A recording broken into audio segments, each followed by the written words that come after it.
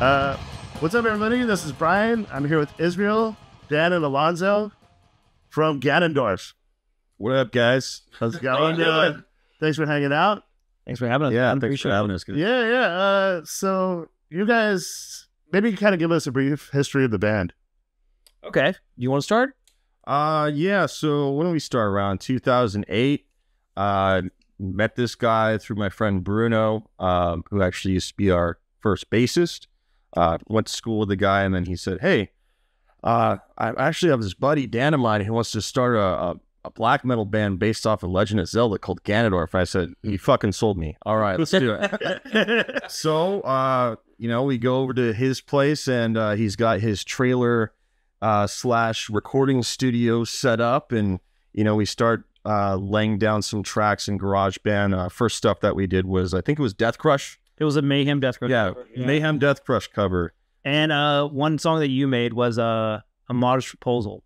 Yeah, I had some old Guitar Pro weird stuff that I had written that was just floating around, and then we reattributed it to the band. So we started off with the Death Crush cover, and then we decided, hey, we're called Gannondorf. Let's do the cover of the Gerudo Valley theme from Legend of Zelda, but as a black metal style.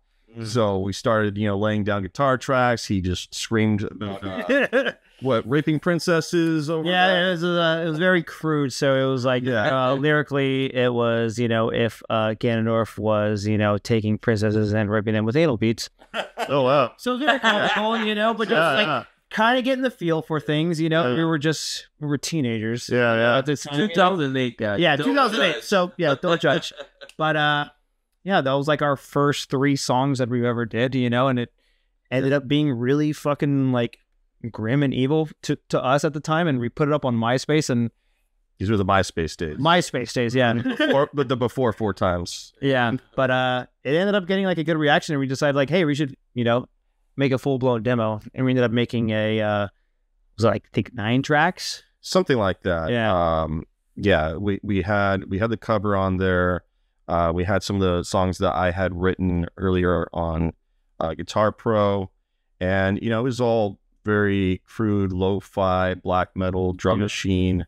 It was really us figuring out the recording process, doing a lot of experimentation. I think that lent it to its kind of charm, because it's really experimental. We're like, oh man, what if we add these weird synths here, these weird effects, and do really unorthodox things that, like, our naive minds didn't think anything weird about it. Like, if we started doing that nowadays, you'd be like, no, this is stupid. What the hell are you doing? I was like, oh, you can't do this. So we're kind of unrestricted in that way in our very, youthful kind of like, oh my God, we're starting a band, we're starting a project, we can do anything we want.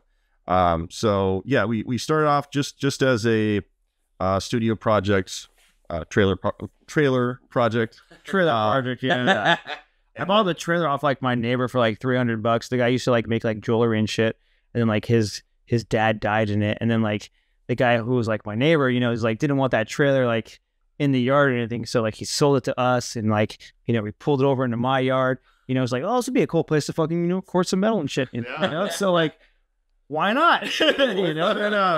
Refurbished airplane or something. Yeah, so it's like an Airstream trailer. Oh, those are cool. Yeah, but the silver Spartan a Spartan Airstream trailer. So it was initially like the whole of like airplane body.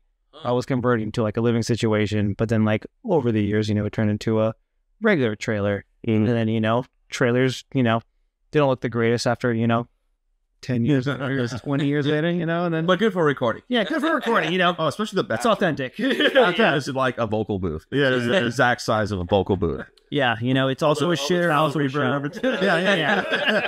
Yeah, natural tile reverb, Yeah. But yeah, after that, we decided to move on to, being a live playing band. That's when we got our drummer, Ethan.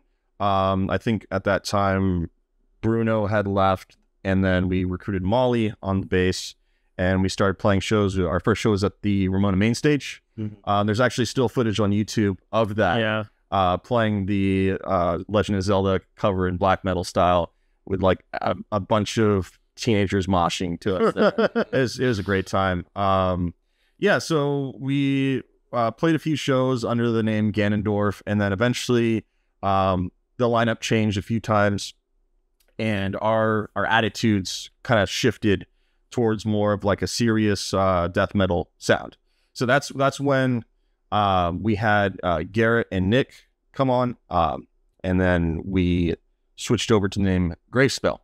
So that's where it kind of diverged. Gravespell became its own thing. Over time, it kind of burnt out a little bit. There's still stuff I want to bring back with the Gravespell, but that's off in the future. But over time, I got back with this guy and said, hey, we got a lot of songs that we never touched on. Yeah. And we know a lot more now about recording than we did when we were, 18 years old. And so during, was it 2020, a little bit before 2020, I remember I was driving to work while everything was shut down and streets were just fucking empty. And like, I was just thinking in my head, I was like, wow, what can I do with all this fucking time I have in my head? I was like, you know what? I got to hit Alonzo, and like I hit him up and I was like, hey, dude, let's make the fucking Gannondorf album, like we had like so much fucking music that we just like made over the years, I just left Seattle, I, already did like a Boy Throne album, and like he was already doing like Moonsirrom stuff, and like we were pretty seasoned musicians at the time, but like we felt like we had like so much Gannondorf material that felt like we never did it justice. So we wanted to like really harness the time that we had given to us because the world was going to shit at the time. So it was like perfect time to do it. So might as well do it. So that was like, dude, let's make the fucking Gannondorf album. We're like, yes, let's do it. And we got together, and then like weekly we would just get together and start fleshing out like, some of the songs that we think that, were fucking the tits, and some were actually garbage. And then like other ones were just like, we can maybe work on it here and there. And then like, over the past, 4 years, we ended up creating this album, The Nightmare Institution. Yeah, so I was listening to it today. Was this all self-recorded and mastered and all that? It was recorded at his place and at my place, but we had someone else who did the mastering. Okay, because I was gonna say if you guys mastered it, it sounds pretty awesome. Yeah, I wish I knew how to master like that. The guy that he got in touch with was really good.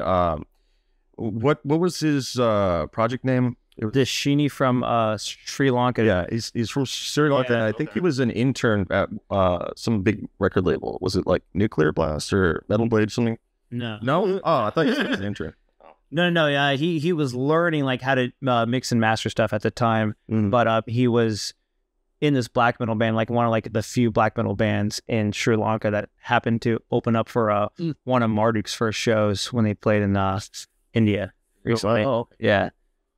Well, that's good. So you guys had it done outside, and I guess I kind of wanted like a someone who wasn't familiar with our music, someone's bias. Exactly. Yeah. No, that makes sense.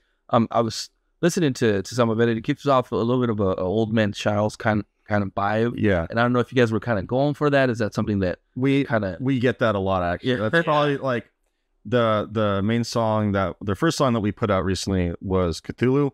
Or Black Seas of Infinity, which we used to be called Cthulhu, but it's about working title. That was like definitely more inspired by Old Man's Child, having like the melodic black metal, kind of with the synths in the background, really evil melodies thrown in there and stuff. Some of the other songs we try to diverge into different styles, even like incorporating different genres and stuff. But yeah, definitely Old Man's Child, Dimmu Borgir influence. There's actually this bluesy black metal band from France called Gloria Belly that I took some influence from them in one of our songs that has a little bit more like a bluesy twang to some of the chord progressions and stuff like that.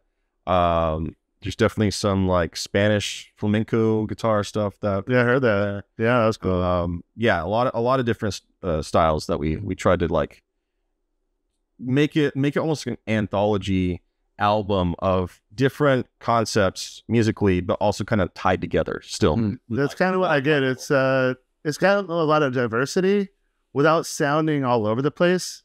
Yeah. Like it still has still gels together with kind of a consistent sound to it.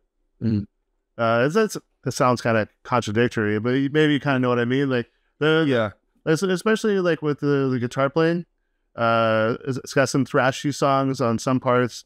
Some parts a little more, melodic, but it still has that consistent sound. Yeah, I think with the guy doing the mixing and mastering really helped it like gel together, be really cohesive, and just it's made it heavy and sick. Yeah, and like it gave it like a more modern sound, because like the way that we recorded like our demos, like our rough mixes of everything was very crude, and like almost like amateurish in a way, and it was kind of we tried to make it sound like more like super atmospheric black metal, and like things were kind of like hidden in the mix. Okay. Like summoning. Yeah. Almost like dungeon synth kind of style mixing.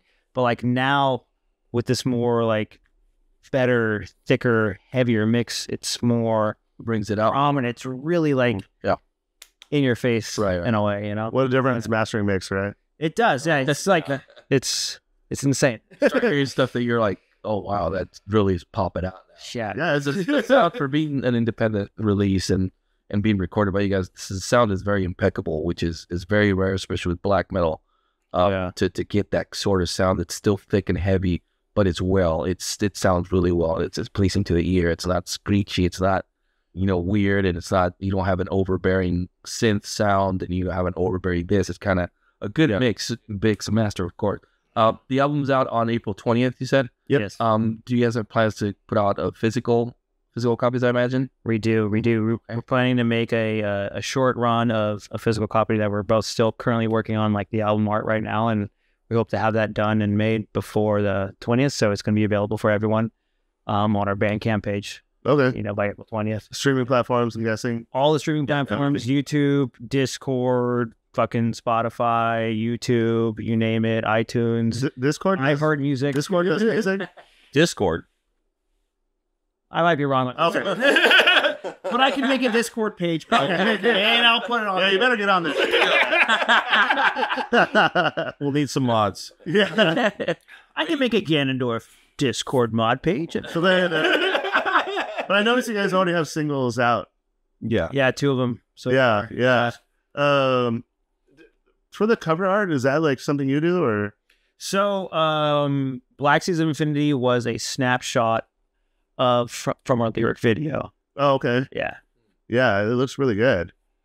So yeah, I'm kind of curious to see how it's gonna look on physical and all that. But yeah, so we do a lot of like Photoshop. I went to school for like graphic design, and I've been like fucking with that shit for like years. Okay.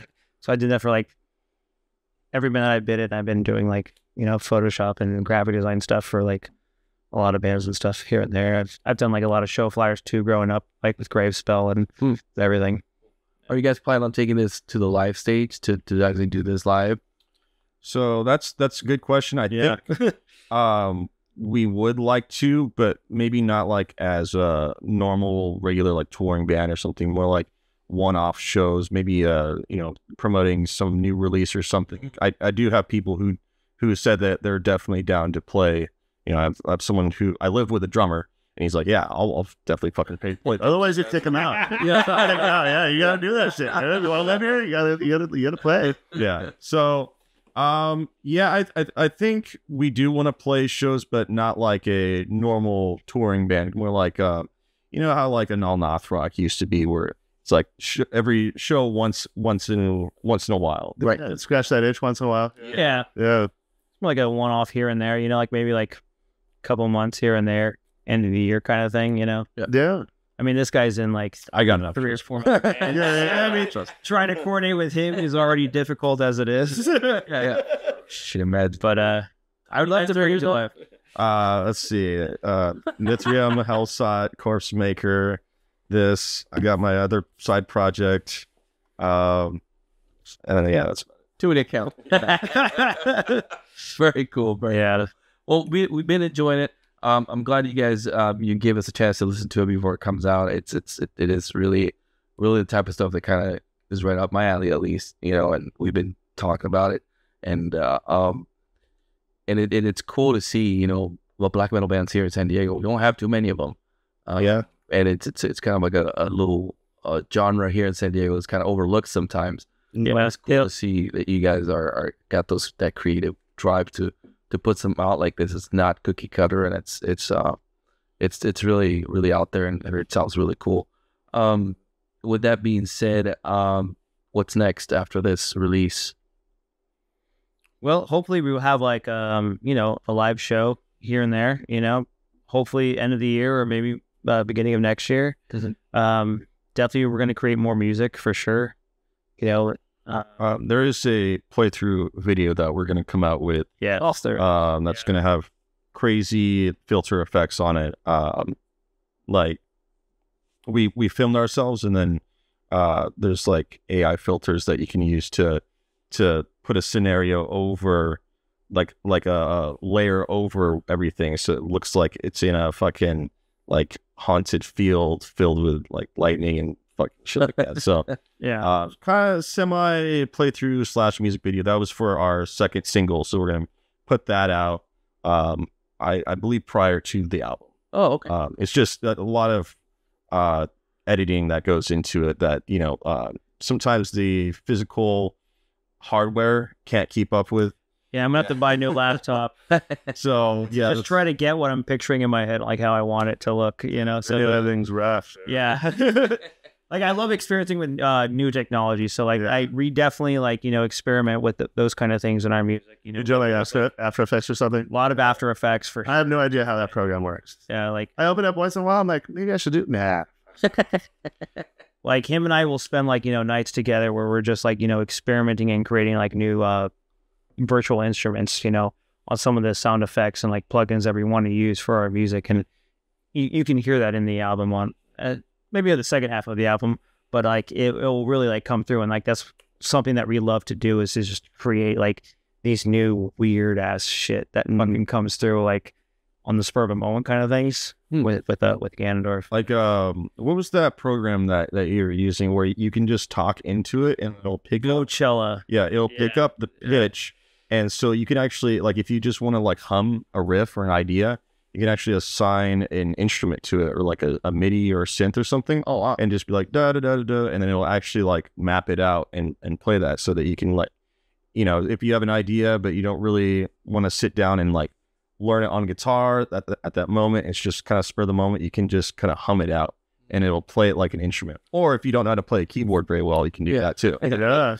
That's an old man. Yeah, it's great. I could be a couch musician with something. Yeah, kind of cool. I mean, you still got to go in there and like fine tune it all, but like getting ideas down is kind of like, you know, taking your ideas from a sketch, or like you're writing it down on a notepad and then like putting it into the digital world, so you can then like make it grow like a flower or a tree. Yeah. You know? I mean, it's a kind of a cool way to kind of like, you know, people used to just have hand recorders and like, play a riff into it or something like that. Exactly, yeah.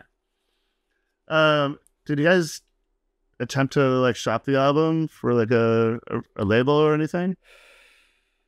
We had the idea of shopping it around for a while, but we realized that since we weren't playing live for a while, we didn't really have a presence to do all this. So it would be probably better if we just funded it and just do it ourselves, to just get the first album out and then go from there. And then once they hear, you know, what Gannondorf is all about and what we can do, then if, you know, a label wants to come to us and, you know, want to pick us up, and then we can want to do a second one, then that's cool. We'll go from there. There's a lot of people that like self-finance the album, but then they release it to a label. That way, like, the label's not taking all their money. Yeah. You know? Yeah. A little money they end up making. Label keeps. I mean, because it's all, at the end of the day, it's about the more people being exposed to it. Yeah. Right. Yeah. Because in that sense, you could probably get the same or similar results with like hiring a PR. Sure. Yeah. Yeah. Like just to get the album out. Because I think that's the most important thing is to get more listeners. Yeah. And I know most of them are probably going to be through digital, you know, online streaming. And that's kind of the new paradigm now. So, yeah. The PR companies, all they do is send emails. That's like all they do. Yeah. Literally all they do. Middleman, right? Yeah. But I mean, they do good. They reach a lot of people. Yeah, I mean, getting interviews and webzines and stuff like that. I mean, that's definitely gets it out there. So yeah, I think that's the direction that we're going to be heading in as far as like promoting the album and getting ourselves up. That's the way to do it. Yeah. Oh, what do you guys kind of think of? Kind of there's like some new bands coming out that are, I don't want to say similar in style, but kind of this throwback symphonic black metal, like Stormkeep, and like, you know, there's a couple of these bands. Man. I'm kind of digging this kind of revival. Yeah, it's great. One new band that I really like that I'm not even sure if like I call it symphonic black metal or if it is like in its own genre is Wizard Throne. And it's one of the guys from what is it? Ailstorm playing keyboard. So if you ever listen to Balsa Goth, it's got kind of that spooky story time, like weird epic, sci-fi / fantasy epic style too. Oh man, if you're gonna like copy a band, not saying a copy, but Balsa Goth there was nothing like them. Yeah, that's why I'm like, is that its own genre of like wizard metal? You know, because that is like when you go to the grocery store and you find like those discount like clearance like sci-fi or romance novels. Yeah, you know, like that's Balsa. Like, what the fuck is this, dude? Oh hell yeah! You know, it's like see those covers. It's like, oh, there's like a wizard just like impaling a fucking orc in the face, like it's on the moon, like Fabio Wizard. Awesome. Yeah, Fabio Wizard. Yeah, dude. Well, it's like Dungeons and Dragons. Yeah, super nerdy. It's like Manowar without the hyper masculinity and like way more nerd dialed in. Yeah. Yeah, but I mean, if you listen to Wizard Throne, you're like, oh, this sounds almost exactly like Balsa Goth. Yeah, I know I listened to them, but I think they just like I forgot about them since you know I've listened to so many bands since then. But I'll give them another listen again. It's a very distinct style that you cannot mistake. Like, well, as soon as you hear the spoken word vocals, you're like, oh, it's Balsa Goth. Like, oh man, it's very disgusting. That gotta come back. Yeah, it's very heavy in like the mids and like low ranges on the keys, you know, for everything, and that kind of just like takes prominence of like everything else that's going on and stuff, you know. But like the guy writes his own sci-fi novels. He's also the lyricist and vocalist of his band, so it's just like okay, it makes a lot of sense, you know. What nerdy can't you do? Yeah, it's true. I bet you now we're gonna get a whole bunch of like Dune influence. Oh my god! Like that. It's influence. It's gonna happen. The dark sci-fi, you know, the desert dark sci-fi. I feel like it's kind of always been there, but now, it's gonna get hard. Yeah. It's like, what are you still doing playing Lord of the Rings? Lord of the Rings is old now. That was like 15 years ago, dude. We moved on from that. We went to Harry Potter, and now we're on Dune. Yeah. There's not a lot of Harry Potter metal bands, though. No. They kind of skipped that whole. Fuck that one. No, it's cool. Movies, whatever they do. Guys, thank you so much for hanging with us. Yeah. Gannondorf, name of the album. The Nightmare Institution. Nightmare Institution. Out 420.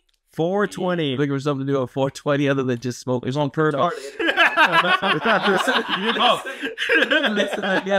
Oh yeah, do both. Yeah, definitely it pairs well with weed and exactly. Amplifying and shrooms. And shrooms, yes. Yeah. Oh man.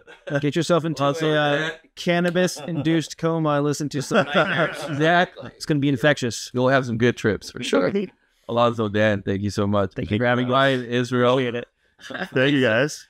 Checking us out. We'll see you in the next one. All right. Good job, guys. Yeah. You guys killed it, dude. I felt like it went. Was that good? Quick. Yeah. No, it was good. Good? We were right before 30 minutes, so I was like, all right, good. I didn't want the thing to shut off.